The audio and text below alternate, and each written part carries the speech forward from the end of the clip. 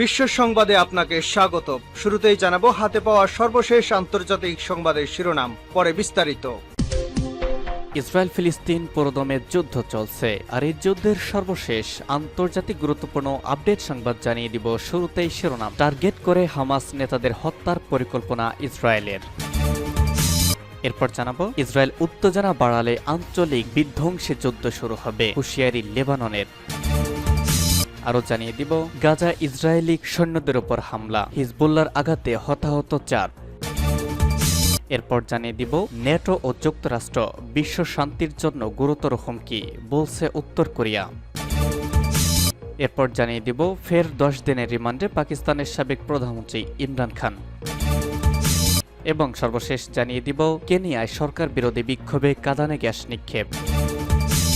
Target করে Hamas নেতাদের হত্যার পরিকল্পনা ইসরায়েলের। ফিলিস্তিনি সশস্ত্র গোষ্ঠী হামাসের নেতাদের টার্গেট করে হত্যার পরিকল্পনা করেছে ইসরায়েল। পরিকল্পনার অংশ হিসেবে এখন হামাসের শীর্ষ নেতাদের উপর বিমান হামলা চালানো হচ্ছে। আজ একটি আরব সংবাদ মাধ্যমের এই তথ্য জানানো হয়েছে।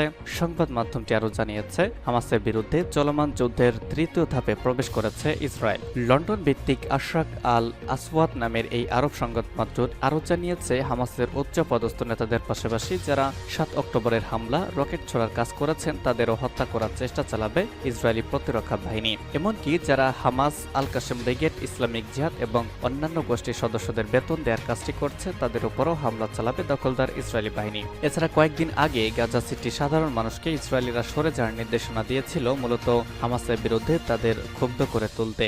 ইসরায়েলিদের ধারণা, এভাবে বারবার সরে যাওয়ার নির্দেশনা দিলে গাজার সাধারণ মানুষ হামাসের উপর বিরক্ত হবে। তাদের মধ্যে একটি ধারণা তৈরি হবে যে হামাসের কারণে তারা এমন দুর্ভাগ্যে পড়েছেন। গত বছরের 7 অক্টোবর হামাস ও ইসরায়েলের মধ্যে যুদ্ধ শুরু হয়। 10 মাস ধরে চলা যুদ্ধ এখন পর্যন্ত প্রায় 40,000 ফিলিস্তিনি নিহত হয়েছেন। এছাড়া আহত হয়েছেন আরও প্রায় 1 লাখ মানুষ। এত মানুষ হতাহত হলেও ইসরায়েল তাদের বর্বরতা চালিয়ে যাচ্ছে।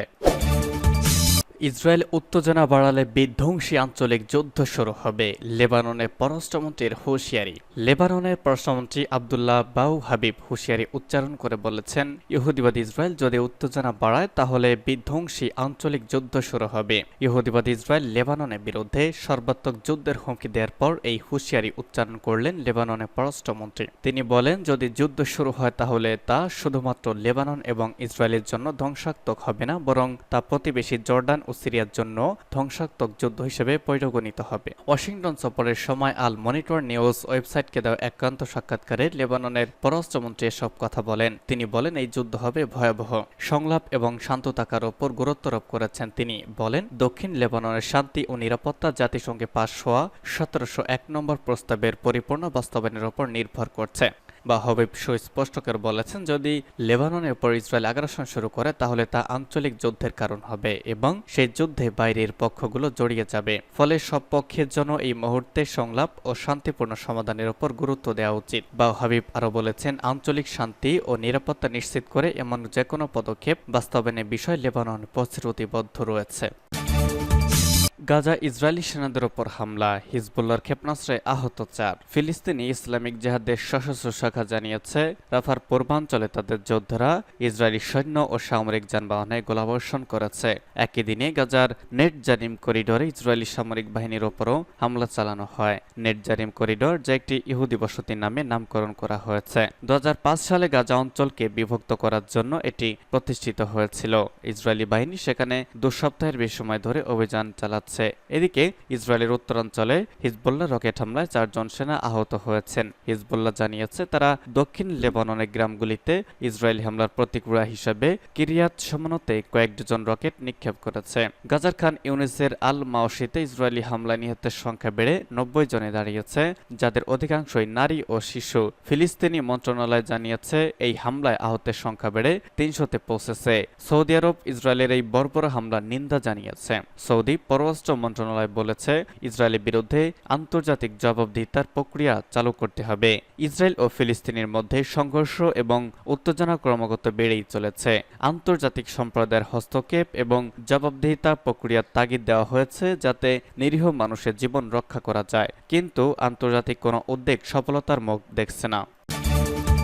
নেটো ও যুক্তরাষ্ট্র বিশ্ব শান্তির জন্য গুরুতর হুমকি, বলছে উত্তর কোরিয়া। নেটো ও যুক্তরাষ্ট্রকে বিশ্ব শান্তির জন্য গুরুতর হুমকি বলে নিন্দা করেছে উত্তর কোরিয়া। নেটোর একটি ঘোষণাপত্রে পিয়ংইয়ং এর বিরুদ্ধে ইউক্রেন যুদ্ধে রাশিয়াকে সহায়তা করার অভিযোগ আনা হয়। গতকাল এই ঘোষণাপত্রে সমালোচনা করে এমন মন্তব্য করেছে দেশটি। ব্রিটিশ বার্তা সংস্থা রয়টার্স এই খবর জানিয়েছে। বুধবার উত্তর কোরিয়া ও ইরানের বিরুদ্ধে সরাসরি মস্কোকে সরাসরি সামরিক সহায়তা দিয়ে যুদ্ধে ইন্ধন যোগানোর অভিযোগ করেছেন নেটো নেতারা। শীর্ষ এই বৈঠকে কিয়েভের জন্য সদস্যপদের প্রতিশ্রুতির ওপর জোর দিয়েছেন তারা। একই সঙ্গে মস্কোকে সমর্থনের জন্য চীনের বিরুদ্ধে আরও শক্তিশালী অবস্থান নেন। পররাষ্ট্র মন্ত্রণালয়ের একজন মুখপাত্রের বরাত দিয়ে উত্তর কোরিয়ার রাষ্ট্রীয় সংবাদ মাধ্যম KCNA জানিয়েছে, 10 জুলাই ওয়াশিংটন সামিট ডিক্লারেশন প্রকাশ করা হয়। ঘোষণাপত্রটি এটি প্রমাণ করে যুক্তরাষ্ট্র ও নেটো তাদের সংঘাতের হাতিয়ারে পরিণত হয়েছে এবং বিশ্ব শান্তি ও নিরাপত্তার জন্য গুরুতর হুমকি হয়ে দাঁড়িয়েছে। প্রতিবেদনটিতে আরও বলা হয়, দক্ষিণ কোরিয়া ও জাপান সহ নেটো রাষ্ট্র এবং এশিয়ান অংশীদারদের সঙ্গে সামরিক জোট সম্প্রসারণে নেওয়া মার্কিন পদক্ষেপগুলো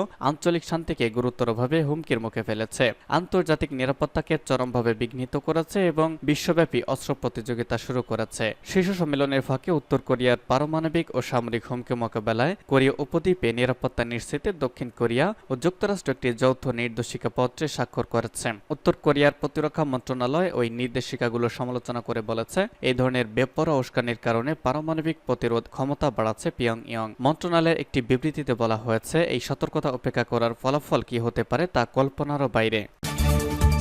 ফের 10 দিনের রিমান্ডে ইমরান খান। পাকিস্তান তেহরিক ইনসাফের পিটিআই প্রতিষ্ঠাতা ও দেশটির সাবেক প্রধানমন্ত্রী ইমরান খানকে 10 দিনের রিমান্ডে পাঠিয়েছে লাহোরের সন্ত্রাস বিরোধী আদালত। তার বিরুদ্ধে সারওয়ার রোড, গুলবার্গ, রেসকোর্স, সাদমান, মুঘলপুরা এবং মডেল টাউন সহ বিভিন্ন থানায় দায়ের করা একাধিক মামলার এই রিমান্ডে নেওয়া হয়েছে। খবর সামা টিভির। ইমরান খানকে ব্যক্তিগতভাবে রাজি না হওয়ার জন্য প্রসিকিউটর নিরাপত্তাজনিত উদ্বেগের কথা উল্লেখ করায় তাকে একটি ভিডিও লিঙ্কের মাধ্যমে আদালতে হাজির করা হয়েছিল। শুনানিতে ইমরান খান জানান, তিনি 9 মের ঘটনার বিচার বিভাগীয় তদন্তের অনুরোধ করেছেন এবং এ বিষয়ে পাকিস্তানের প্রধান বিচারপতিকে হস্তক্ষেপ করার আহ্বান জানিয়েছেন। 9 মের দাঙ্গায় জড়িত থাকার কথা অস্বীকার করে পিটিআই প্রতিষ্ঠাতা বলেন, আমার 28 বছরের ইতিহাসে আমি কোনো সহিংসতায় উস্কানি দেইনি। এর আগে রবিবার ইমরান খান তোষাখানা মামলা শুনানিকালে জাতীয় জবাবদিহি ব্যুরোর চেয়ারম্যানের কঠোর সমালোচনা করেছেন। তিনি বলেছেন, আমাকে জেলে রাখেন কিন্তু আমার স্ত্রীকে মুক্তি দিন। তাকে কেন আটকে রেখেছেন? শুধু তাকে কষ্ট দেওয়ার জন্যই বুশরা বিবিকে কারারুদ্ধ করা হয়েছে বলেও মন্তব্য করেছেন তিনি। ইমরান খান ও তার স্ত্রী বুশরা বিবি সম্প্রতি বেআইনি বিবাহ সংক্রান্ত একটি বড় মামলায় খালাস পান। তবে এর মাত্র কয়েক ঘন্টা পরই তাকে আরেকটি মামলায় গ্রেপ্তার দেখানো হয়। সর্বশেষ জানাবো, কেনিয়ায় সরকার বিরোধী বিক্ষোভে কাঁদানে গ্যাস নিক্ষেপ। কেনিয়ায় সরকার বিরোধী বিক্ষোভে কোনোভাবেই থামছে না। বিক্ষোভকারীরা এবার প্রেসিডেন্ট উইলিয়াম রুটোর পদত্যাগ দাবি করেছেন। এমনই পরিস্থিতিতে বিক্ষোভকারীদের ছত্রভঙ্গ করতে কাঁদানে গ্যাস নিক্ষেপ করেছে পুলিশ। মূলত কেনিয়া জুড়ে বিক্ষোভ চলছে। বিক্ষোভকারী ও পুলিশের সঙ্গে সংঘর্ষের মধ্যে বেশ কয়েকজন আহত হয়েছেন।